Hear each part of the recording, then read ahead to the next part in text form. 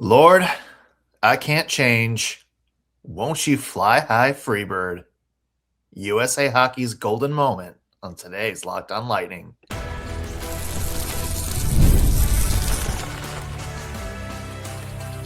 You're Locked on Lightning, your daily podcast on the Tampa Bay Lightning, part of the Locked on Podcast Network. Your team every day. Thank you for making Locked on Lightning your first listen of the day. Every single day, we are your free daily Tampa Bay Lightning podcast, part of the Locked on Podcast Network, now the number one sports podcast network. As always, we want to begin this week with a shout out to our everydayers. Those of you who tune into every single show, every single day. Love you. Appreciate the support you give us week in and week out.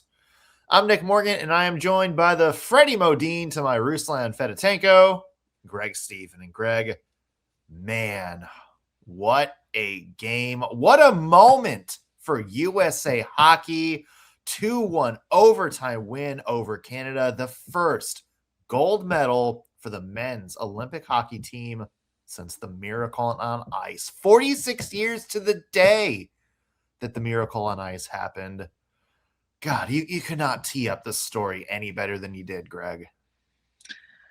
Look, man, USA is back. Women's and men's took them both, man. Took them both. USA Hockey, top of the world. They are on a heater right now. We are definitely going to be talking about the impact of this game for USA Hockey. Obviously, a breakdown of the game itself and Olympic plus minus from the entire tournament. And of course, there is some lightning connection to this because Jake Guentzel is golden. More on his tournament. Before we kick it all off, let's start by saying today's episode is brought to you by FanDuel.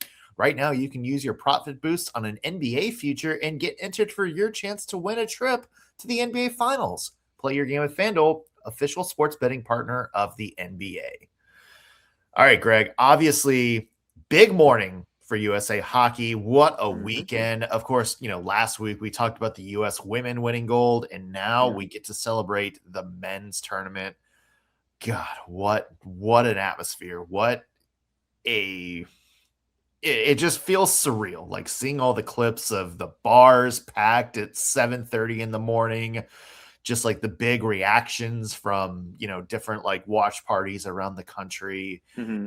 God, it feels storybook, and I think I'm still buzzing a little bit. I was up doing stuff with friends till like 3 a.m. the night before, set my alarm for 8 to watch it, and that adrenaline kept me going until like 4 in the afternoon. I will say that. Yeah, no, absolutely exciting stuff, and couldn't have been a better game to watch too, honestly. It was so exciting, and I'm glad it wasn't some kind of blowout of any kind. Just a great game. It was. And we have to start because this is Locked on Lightning after all. It is. How about a highlight for Jake Guentzel? Yeah. Jake Guentzel get his gold medal. This is a kid, Greg. Omaha, Nebraska, raised in Minnesota, went back to Omaha for college hockey. So many of these Team USA players grew up in the USA hockey system. They play the World Juniors. They come up through the development team program. Many of them get a chance to play like in the World Championships after the season. Mm-hmm. Jake Guentzel was not that guy. He didn't get a chance to represent his country at any level until the Four Nations tournament that last year. That was the first time he ever put on the USA jersey. Yeah. And look, it wasn't always, we talked about this last week, it wasn't always the best tournament for him. And he did make a couple of pretty noticeable mistakes in the gold medal game yesterday. But honestly, Greg, we're nitpicky. You have to throw that aside for a little bit. Yeah. Being able to represent his country, we know how much this means to him. We know how much, the Lightning players were cheering him on. Maybe the Canadians were cheering Brandon Hagel on a little bit more. But, being able to represent your country, go out there and win the gold medal, and have your name cemented in the history books forever. This is huge for Jake Guentzel to get his golden moment. Absolutely. And yes, I think both of us expected a little more statistical production from Jake Guentzel in this entire tournament, but regardless, it's not like he didn't skate time. I mean, he skated almost 18 minutes the other day. Mm. So, he was a contributor to this gold medal, and he should be proud of that. And, I love it for him. Absolutely. I think any person would be ecstatic to win a gold medal of any kind and to be a part of one of the most difficult team sports in the world. What an accomplishment. You got to give him one of these, I don't do this often. So stick taps. And I will point out, Greg, I predicted he would score a goal in that semifinals game. Uh-huh. I was kind of right. He did. Yeah. He immediately called back, Yeah. but he did get the puck in the net. Just saying that. You've been Almost on it. scored. I will say he almost scored a great deflection yesterday as well. Yes, he did.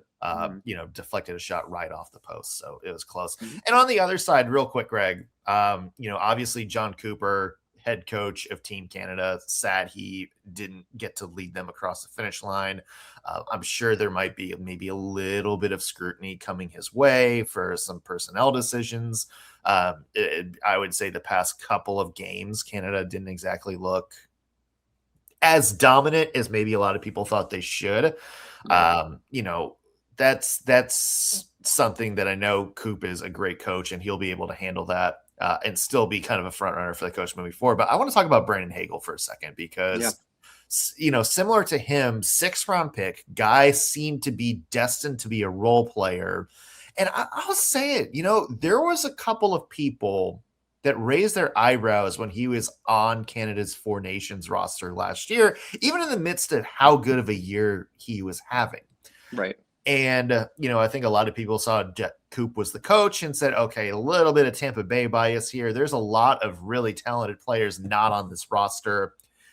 I would say in this game and in games previous, Brandon Hagel showed why he is a perfect addition, for Team Canada. Was all over the ice, was very noticeable, was, I think, a big reason that Canada kept momentum for so much of this game because he was a dynamo, a lot of good defensive plays, a lot of good forechecking, didn't give USA players a lot of room, a couple of big hits. Brandon Hagel, to me, obviously he's going to be disappointed with silver, but I think, you saw why he earned his spot on this team. Yeah, 100%. And he did a great job defensively, for this team. So I don't think he has anything to be upset about, other than not winning the gold medal. Let's not forget that in this game, the superstars on this team for the forwards were the ones who were plus minus way negative, right? McDavid and McKinnon both -2 in this game. Yeah. So, God, what terrible players. Yeah, awful. Yeah. But, anyone who's going to go ahead and look at Hagel as shouldn't be on this roster guy, I think you're being foolish. He absolutely deserved the spot in my eyes, regardless if I'm a Lightning guy or not. And I thought he played well throughout this whole tournament. I didn't think he played poorly by any means. So, yeah, deservedly. I'm with you there. And speaking of Nathan McKinnon, rest in peace to the little stuffed animal that all the silver medal players had. For real. You could see evil thoughts brewing in his head like Dexter Morgan as soon as he took the thing in his hand. There's a lot of reels and stuff on Instagram of the stuffed animal handouts for both the women's and the men's. Oh, and the women look more annoyed. It's so brutal, man. I think it's such a bizarre participation trophy. If there's anything if there's anything that's about to be more hated in Canada right now, it's going to be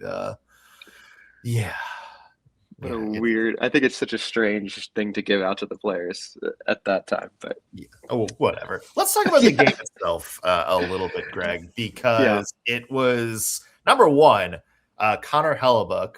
That guy is never buying a drink in the United States ever again. He's going to have so many fruit baskets delivered to his door when he gets home. Maybe Winnipeg fans like him just a little bit less.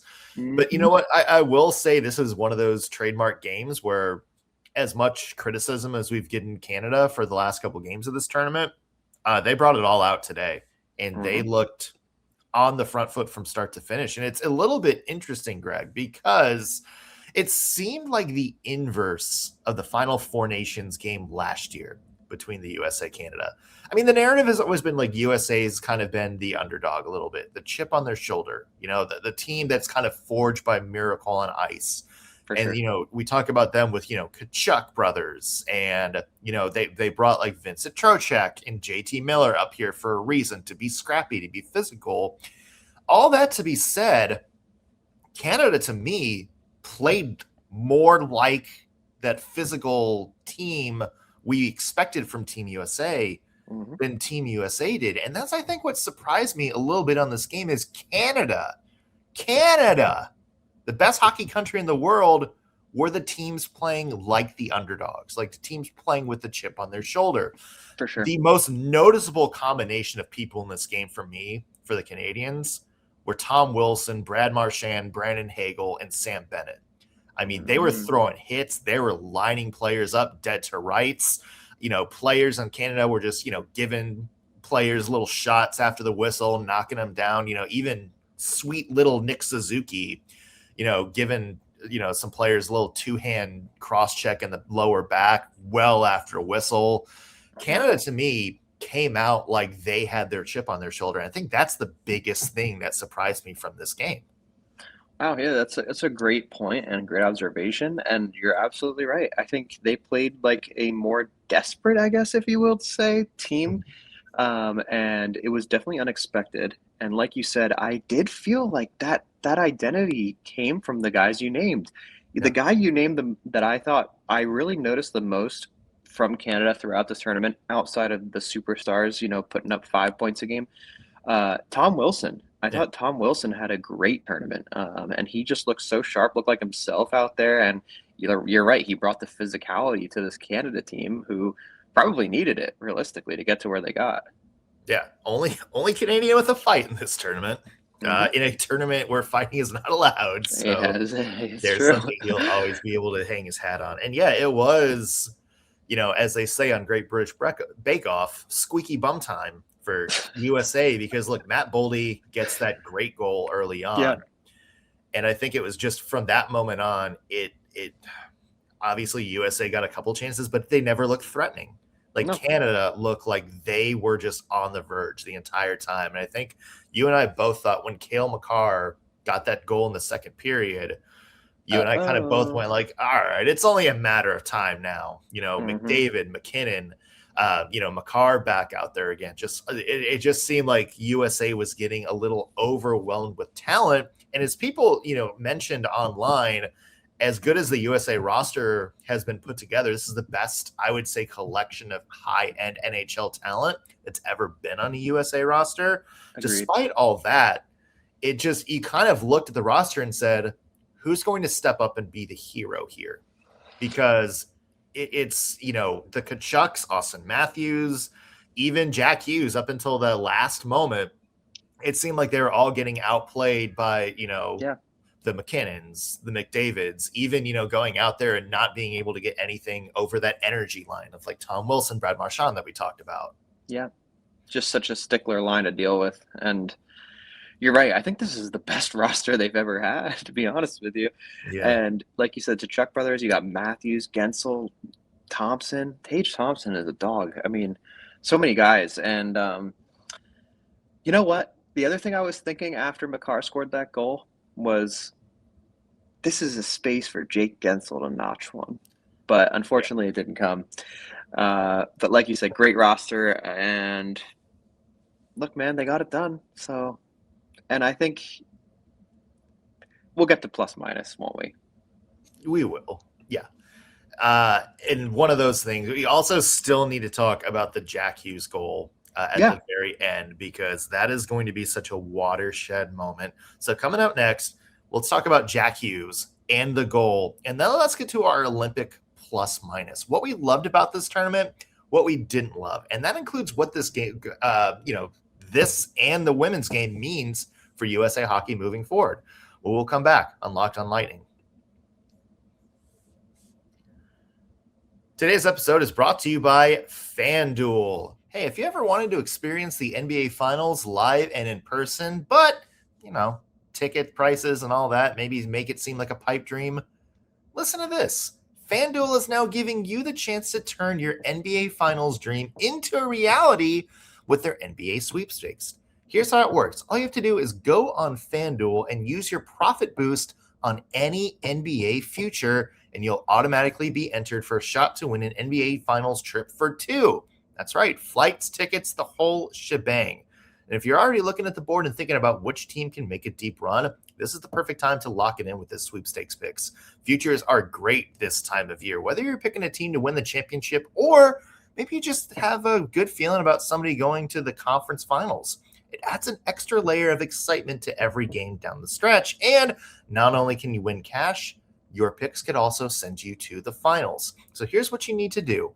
Go to FanDuel.com to get started and use your profit boost on an NBA future and get automatically entered for your chance to win a trip to the NBA Finals. Again, that's FanDuel.com to get started, or download the FanDuel app straight to your phone. Play your game with FanDuel, official sports betting partner of the NBA. We are back on Locked on Lightning. Nick Morgan here alongside Greg Stephen. And Greg, obviously a lot to talk about still from this Olympic tournament. Let's talk about the Jack Hughes goal. Yeah. It is going to be one of those moments where if you were watching this game live, you're going to remember exactly where you are, what you're doing, everything like that.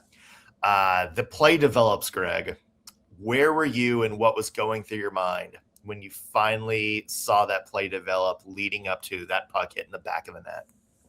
Oh, man. When I saw the first pass, I was like, is this it? There's no way. Yeah. And I'm sitting in bed because I'm tired, man. It's 8 a.m. But as soon as I saw the puck land on his stick, I said, please notch this, because I think if you don't, this game might go the other way. And my boy Jack Hughes got it done, but not without his infamous injury, because he always gets something. Something always happens to my boy Jack Hughes, who did lose a tooth in this game. It's cross-checked in the face or high stick or whatever. Yeah, high stick. But yeah, no, I will always remember it. I have a semi-photographic memory, for those who don't know that, and I can, that's engraved in my mind. The outline of that TV, the exact spot, and you're right. I think it's one of those things. If you're a huge hockey guy or girl, it's in your head forever. Yeah, and it was almost the Zach Werenski turnover to Jack Hughes. Moments before that almost led to a very different outcome. Yes. Sure. But yeah, I mean, number one, it was just relief, because I was like, oh, this could have been a lot different. Yep. And then number one, it's like you started to, have it sink in. And I have spent so much time on Instagram over the past 24 hours, just like scrolling different angles of the goal. I love seeing all like the fan angles of the arena. I love my favorite video clips of all time are like live watch parties reactions to big moments. Yeah, those are great. There's one up the road in Miami, Ohio, that was just like the coolest thing I've ever seen. There's a great clip from Hat Tricks in Tampa with just some really, everybody hyped, people in Guentzel USA jerseys going wild. It was just so much fun. And, Greg, we have USA Hockey now wins the gold medal for the first time in the men's tournament since Miracle on Ice. You have the women who came through for, their third ever gold medal in these games. And again, another overtime thriller. How great is this for USA Hockey? Absolutely amazing to have it done at the same time too, man. It's just such a cool accomplishment. And you know what else? Like, let's just look at the women for a second. We entered this tournament with the stats on the women's teams, right? Canada specifically against the USA. And they have been so tight, like such a close matchup between these two teams. And then to kind of topple that into the USA favor overall again, just wonderful. And then you cap it off with the men's win. Like you said, first time since the Miracle on Ice. So huge accomplishments for both squads, and I just love that they got it done at the same time, dude. I just think that's such a cool thing to have both the men and the women win them both. Yeah. It's just such a great feeling. And when I saw that the women won, I had a good feeling, and it was right. Yeah, why not just keep that momentum going? Yeah, I thought it was the first sign that the men can get this done too. So It happened. Yeah. I think about like all the boom for USA hockey this is going to cause too. And Yeah. just, you've heard stories about, the miracle on ice happening and, players like Ed Olczyk talking about like, my NHL career might not have happened, if that didn't happen Right. because it kind of made people's perspective change a little bit on American hockey players. Hmm. You talk about like the ratings for this game and how many people turned into both U.S. women's gold medal and the men's gold medal. And I hope this is a hockey boom. I mean, we hear so much about ratings falling and everything like that. Yep. To me, I just hope this leads to, a big boom for American hockey. I'm sure it will. I think this is going to wind up, if we look back, being kind of a watershed moment for the sport in the USA. Yeah, totally agree with you. I think absolutely great for the game as a whole, and like you said, for American hockey specifically. Ideally, it is a huge uptick in viewership and popularity and all those Mhm. things, because you just want to keep seeing this game grow, and I think it has over the last few years, despite what we've heard statistically. Yeah. And Greg, that's a good transition into our next segment. Let's do a plus minus for Hmm. the entire tournament. You guys know how this works. Plus to things we didn't like, minuses to things plus to things we did like. Like I said, not a lot of sleep over the past 48 Yeah. hours. Plus the things we liked, minus the things we didn't like about this Olympic tournament. And I'll just say it, Greg. I'll start out with the plus, the NHL players being back. Hmm. Looking back, I mean, it did seem like the magic of the Olympic tournament was back. And this isn't to say the last two men's tournaments were bad, but it just didn't feel like it had that must-see aura that you get from having this be the real best on best. With all due respect to some of the old Olympic teams, I mean, no, not disrespecting 2022 Olympian Nick Perbix. But like we wanted to see Connor McDavid for Canada and Austin Matthews for USA.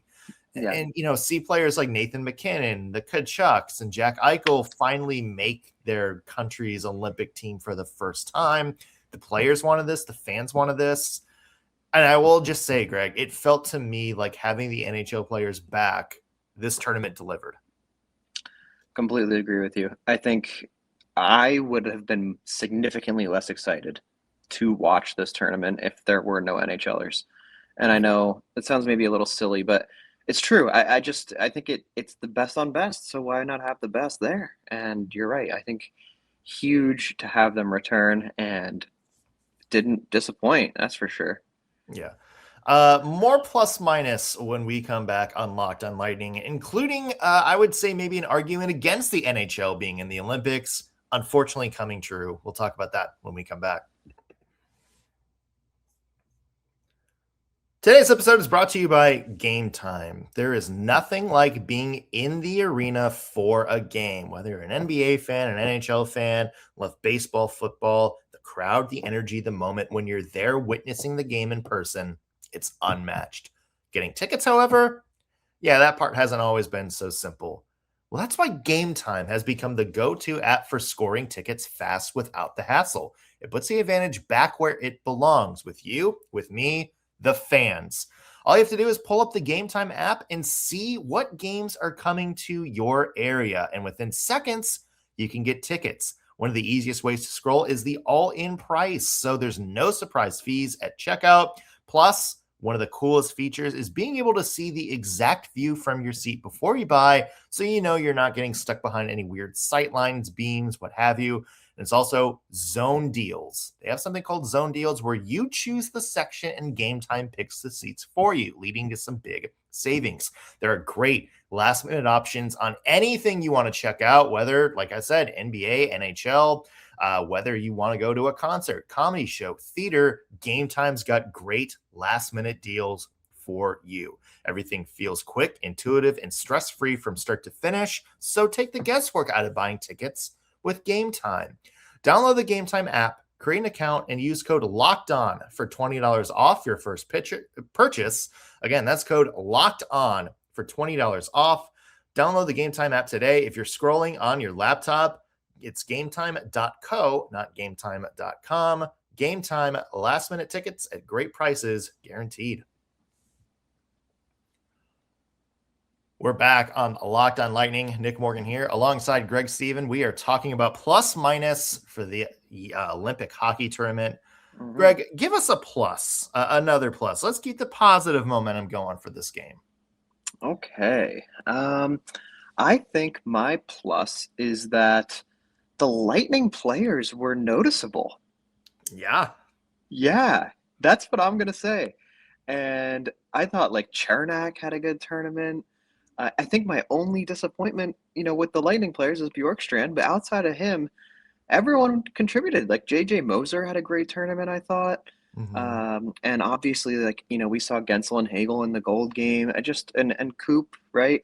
So I just think the Lightning had a stamp on this, and maybe not as much on the score sheet as we maybe expected, but nonetheless, still great tournament for them. Yeah. One of the underrated moments of the semifinals game, Eric Chernak not letting the Panthers Lightning rivalry die, giving Right. some absolute forearm shivers to Matthew Tkachuk during a scrum Yep. after the whistle there. He definitely got his shots in. He needed for them. sure. Yeah. I mean, obviously it was cool to just see any Lightning player represented. Even Syracuse Crunch and Wojtek Yeah. Stoviak getting his big moment, scoring, getting a point in Germany's first game. So good tournament from the Lightning from start to finish, I would say.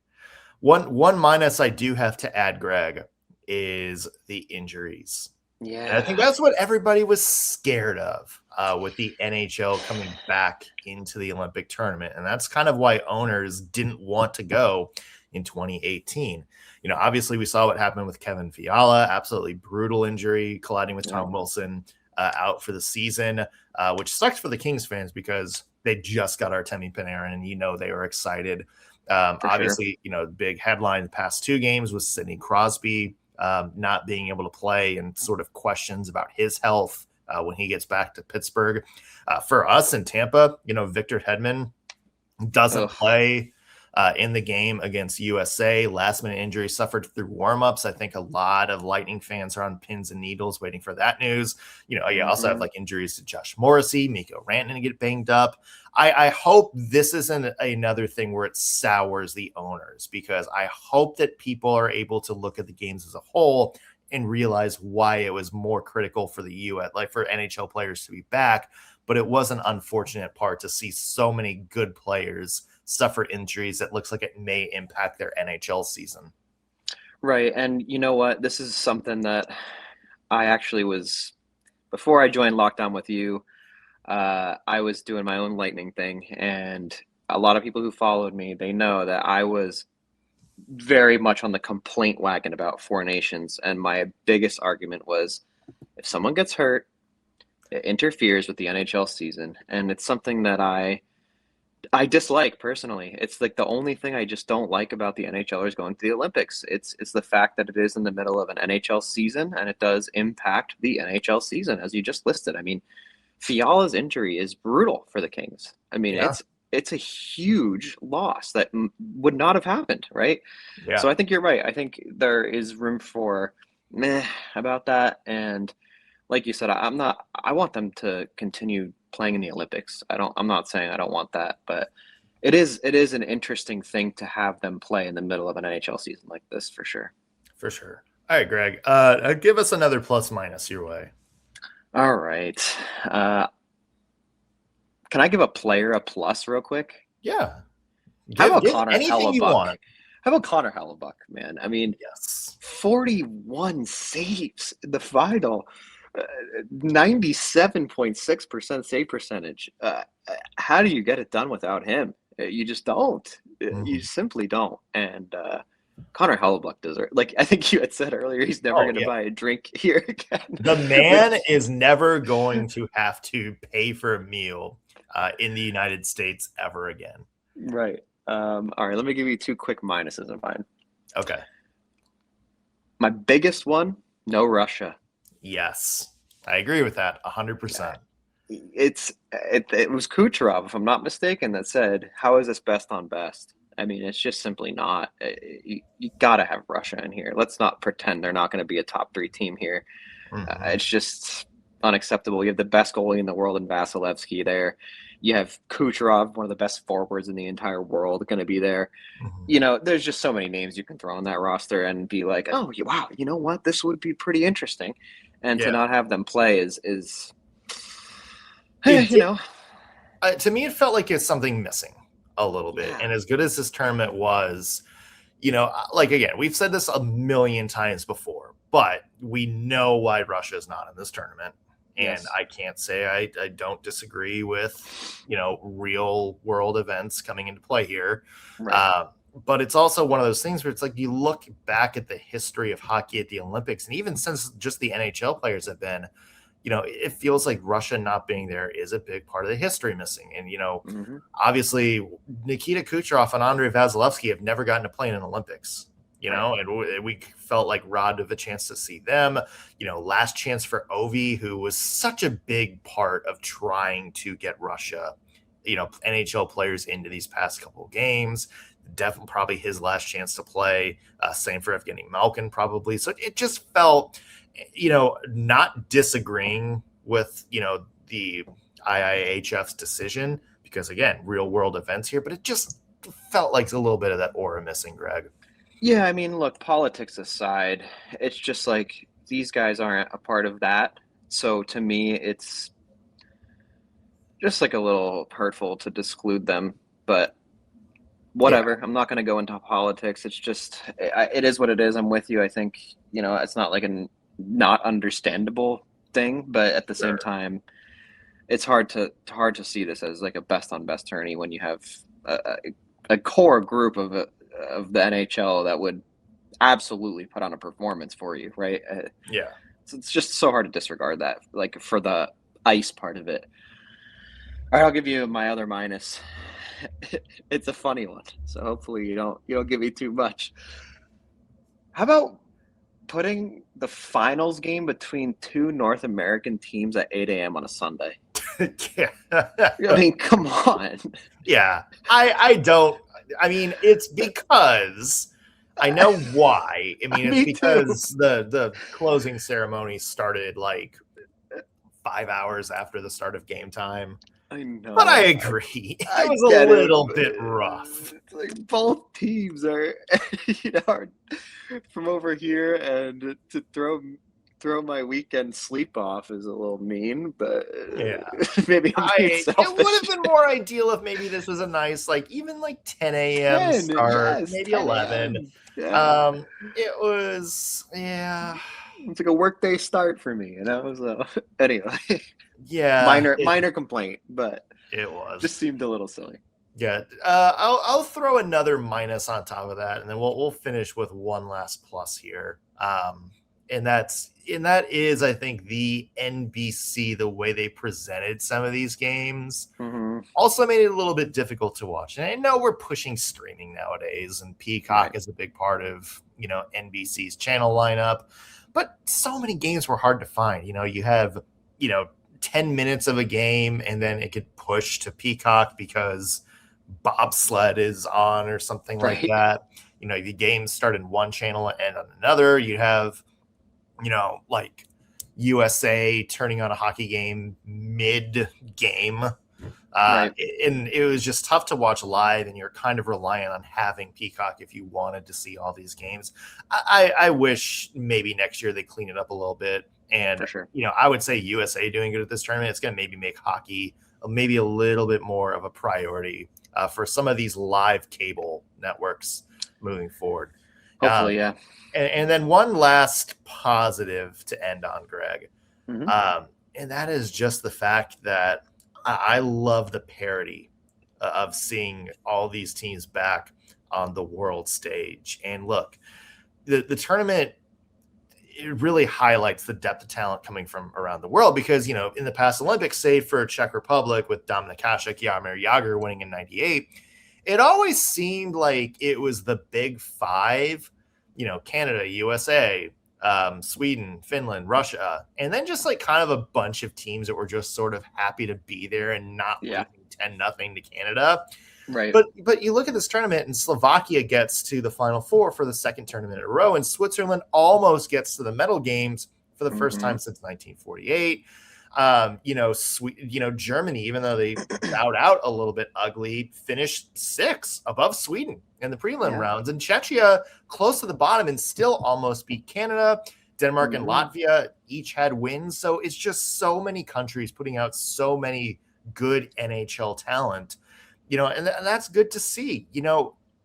Obviously, like, you want to see that parity because it means the game is growing around the world, and new places like Germany, or Switzerland, they're not just producing 1 or 2 players and then just a bunch of local guys. They're producing depth and they're getting better. And I love to see that because it's going to make, tournaments like this more fun moving forward.